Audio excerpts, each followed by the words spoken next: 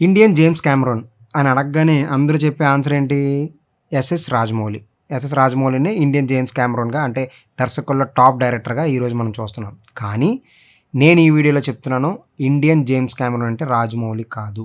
రాజమౌళి కంటే ముందుగా ఎంతోమంది దర్శకులు ఆ కోవకు చెందిన వాళ్ళు ఉన్నారు. అయితే అంతటి రాజమౌళి తీసే భారీ చిత్రాలు లాంటి చిత్రాలు ట్రిక్లతో, మ్యాజిక్లతో, జిమ్మిక్లతో చేసే డైరెక్టర్లు ఎంతోమంది మన తెలుగు చిత్ర పరిశ్రమలో ఉండేవారు. అందులో ముఖ్యమైన వ్యక్తి బి విఠలాచార్య గారు. బి విఠలాచార్య గారిని నేను ఇండియన్ జేమ్స్ కెమెరాన్గా అభివర్ణిస్తాను. ఎందుకంటే ఈ తరానికి తెలియకపోవచ్చు, కానీ ముందు తరాలకి, ఆ ముందు తరాలకి, ముఖ్యంగా 1950, 70 దశకాల్లో ఉన్న వ్యక్తులకి ఇతని గురించి పక్కాగా తెలుస్తుంది. అతని గురించి చెప్పడానికి ఈ వీడియో చేస్తున్నాను. వీడియో పూర్తిగా చూడండి, నిజంగా మీరు మెస్మరైజ్ అవుతారు అతని గురించి విని. ఒక్కసారి అతని సినిమాలని ఈ వీడియో చూసిన తర్వాత ఒక్కసారి చూడండి. చూసిన తర్వాత అతని సినిమాల ముందు ఏ రాజమౌళి అయినా, ఏ జేమ్స్ కెమెరాన్ అయినా తక్కువే అనిపిస్తుంది. ఈ వీడియోలో చూసిన ఈ జిమ్మిక్స్ కానీ, ట్రిక్స్ కానీ ఆ రోజుల్లో 1950లో పరిచయమైన ఇతని జీవితం తెలుగు చిత్ర పరిశ్రమలో ఎంతో మంది హీరోలకు, ముఖ్యంగా దాదాపు 15 సినిమాలు సీనియర్ నందమూరి తారక రామారావు గారితో చేశారు. ఎన్నో అద్భుతమైన సినిమాలు. ఎందుకంటే విఠలాచార్య సినిమాలు అంటే మ్యాజిక్లు, జిమ్మిక్లు ఉంటాయని అప్పుడు చాలా బాగా అనుకునేవారు అనమాట. ఇప్పటి తరానికైతే అతని గురించి తెలియదు. అతన్ని పరిచయం చేద్దాం. ఈ రోజు జనవరి 20 అతని పుట్టినరోజు సందర్భంగా ఈ వీడియోని స్పెషల్ గా చేద్దాం అనుకుని చేస్తున్నాను. ఇతను కర్ణాటకలోని ఉడిపిలో జనవరి 20న జన్మించారు. ఇతను మొత్తం తెలుగు, తమిళ, కన్నడ భాషల్లో 70 చిత్రాలు రూపొందించారు. 1920లో ఇతను జన్మిస్తే 1953లో షావుకార్ జానకి ప్రధాన పాత్ర పోషించిన కన్యాదానం చిత్రానికి ఫస్ట్ దర్శకత్వం వహించారు. కానీ అక్కడి నుంచి జానపద చిత్రాలు, మనకి జానపద చిత్రాలు అంటే ఏదో అనుకుంటాం. మన సంస్కృతి అంటే మనకి అప్పటి వరకు యూజ్ చేస్తున్న ఏదైతే కల్చర్ ఉందో ఆ కల్చర్ని యూజ్ చేస్తూ, ఎందుకంటే మనకి అప్పట్లో నమ్మకాలు, మూఢనమ్మకాలు, దైవత్వాలు, ఇలా రకరకాల కాన్సెప్ట్లు ఉండేవి. ఆ కాన్సెప్ట్స్లో జానపదాన్ని తీసుకొని దాంట్లో ట్రిక్స్తో, మంత్రాలు, మాయలు చూపిస్తూ, అంటే మనుషుల్ని ఎలకలుగా మార్చేయడం, పుల్లుగా మార్చేయడం, ఇలాంటి డిఫరెంట్ కాన్సెప్ట్, వాటిని రియలిస్టిక్ గా, అంటే అప్పుడు గ్రాఫిక్స్ అవి లేవు కదా, అలాంటి టైంలో బొమ్మల్ని యూజ్ చేస్తూ, తన టెక్నిక్ ని యూజ్ చేస్తూ ఎంత బాగా చేసిన ఇతను, ఎవరైతే విఠలాచార్య గారు ఉన్నారో, ఇతను చదివింది కేవలం 3వ తరగతి. అంటే 3వ తరగతి చదివిన వ్యక్తి ఇంత టెక్నికల్గా ఆలోచించగలడా? ఎందుకంటే చదువుకి, మేధస్సుకి సంబంధం లేదు అని నిరూపించారు. తెలుగు జానపదాల్లో ఒక కొత్త వరవడిని ఈరోజు మనం ఈ సెట్స్ అని పెద్ద సెట్స్ వేసి, ఇప్పుడు మనం చూసిన సినిమాలు బాహుబలి అనుకోవచ్చు, లేకపోతే వేరే సినిమాలు అనుకోవచ్చు, పెద్ద సెట్స్ వేస్తున్నారు. సెట్స్కి ఎంత ఖర్చు అవుతుంది? తక్కువ ఖర్చుతో అతి తక్కువ రోజుల్లో నిర్మాత నష్టపోకుండా సినిమాలు తీసి, అలాగే ఇప్పుడున్న ట్రెండ్, సినిమా స్టార్ట్ అవ్వగానే ఎవరైనా డేట్ చెప్పగలుగుతున్నారు, రిలీజ్ డేట్. అలా కాకుండా ఆ రోజుల్లో సినిమా స్టార్ట్ అయిన రోజే రిలీజ్ డేట్ చెప్పిన ఏకైక వ్యక్తి బి విఠలాచార్య గారు. అతను ఎంత అద్భుతమైన సినిమాలు, స్వయంగా తనకు కూడా ఒక 5 చిత్రాలను అతనే నిర్మించారు, అంటే ప్రొడ్యూస్ చేశారు. ప్రొడ్యూస్ చేసి చిత్ర పరిశ్రమ అభివృద్ధికి ఎంతగానో తోడ్పడ్డారు.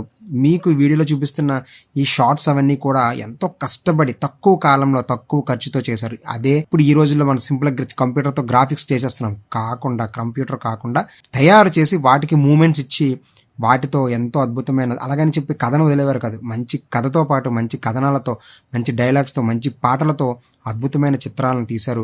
మీకు వీలైతే మాత్రం మంచి సినిమాలు ఉన్నాయి. బందిపోటు అని, అగ్గిబరాట అని, చిక్కడు దొరకడు అని 2 రాష్ట్రాల సీఎంలని డైరెక్ట్ చేసిన ఘనత కూడా ఇతనికి దక్కుతుంది. ఎందుకంటే తమిళనాడు సీఎంగా చేసిన జయలలిత, అలాగే ఆంధ్ర సీఎంగా చేసిన ఎన్టీఆర్ ఇద్దరిని కలిపి అలీబాబా 40 దొంగల్లో విఠలాచార్య గారు డైరెక్టింగ్ చేశారు.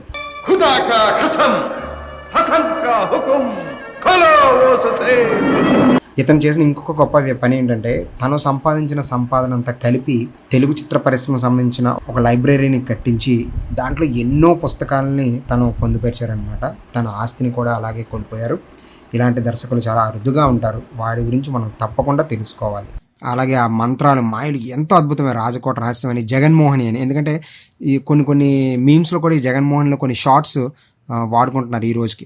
ఇలాంటి ఎన్నో సినిమాలు అతను తీశారు. మీకు వీలైతే యూట్యూబ్లో విఠలాచార్య గారి సినిమాలు అని కొట్టండి, వస్తాయి, చూడండి.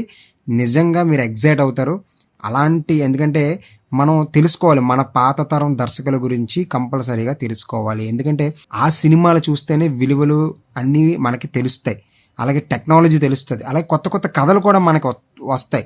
ఎందుకంటే చాలామంది ఈరోజు మనం రీమిక్స్లు చేస్తున్నాం పాత పాటలని, పాత సినిమాలను కూడా రీమేక్ చేయొచ్చు.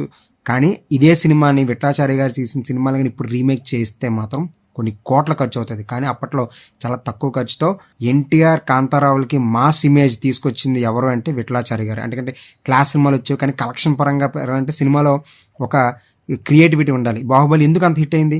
దాంట్లో నార్మల్ స్టోరీ అయితే అవ్వదు, ఒక రాజుల స్టోరీ అయింది. అలాంటి స్టోరీస్ని హీరోస్కి ఇచ్చి మాస్ ఇమేజ్ని ఇచ్చింది ఎవరు అంటే శ్రీ బి విఠలాచార్య గారు. ఈ సందర్భంగా అతని జన్మదిన సందర్భంగా అతన్ని తలుచుకోవడం ఎంతో ఆనందదాయకంగా ఉంది. Sir, hats off to you. మీరు ఎక్కడున్నా సరే తెలుగు చిత్ర పరిశ్రమకి మీరు చేసిన సేవలు ఎప్పటికీ ఎవరూ మర్చిపోలేరు. ఇతను ఒకటి అంటే ఇప్పుడు దర్శకులు ఎక్కువగా ఫాలో అవుతున్న లాజిక్, ట్రిక్ వర్క్కి ఎక్కువగా ప్రాధాన్యం ఇచ్చేవారు. లాజిక్ అక్కర్లేదు, అది ఎందుకు జరిగింది ఇది ఎందుకు జరిగింది అని అడగడానికి లేదు, ప్రేక్షకుల్ని ఎంటర్టైన్ చేయాలి, ఇదే కావాలి అనే ఒక కమర్షియల్ ఆర్ట్ని ప్రేక్షకులకి చూపించింది ఎవరు అంటే శ్రీ బి విఠలాచార్య గారు. తక్కువ ఖర్చు పెట్టి ఎక్కువ లాభం పొందాలి అన్న సూత్రం కూడా ఇతనే నమ్ముకున్నారు. కాంతారావు గారు సరదాగా ఒక మాట అనేవారంట, నటీనటుల కాల్ షీట్లు గల్లంతైతే వాళ్ళని చిలకలుగానో కోతులుగానో మార్చేయడం ఆయనకే చెల్లింది అని సరదాగా అనేవారంట. ఇంతటి గొప్ప చిత్రాలు చేసిన ఇతను 1999 మే 28న తనకి 80 ఏళ్ల వయసులో మద్రాసులో తన స్వగృహంలో కన్నుమూశారు. ఇతనికి ఒక భార్య, 4 కుమారులు, 4 కుమార్తెలు ఉన్నారు.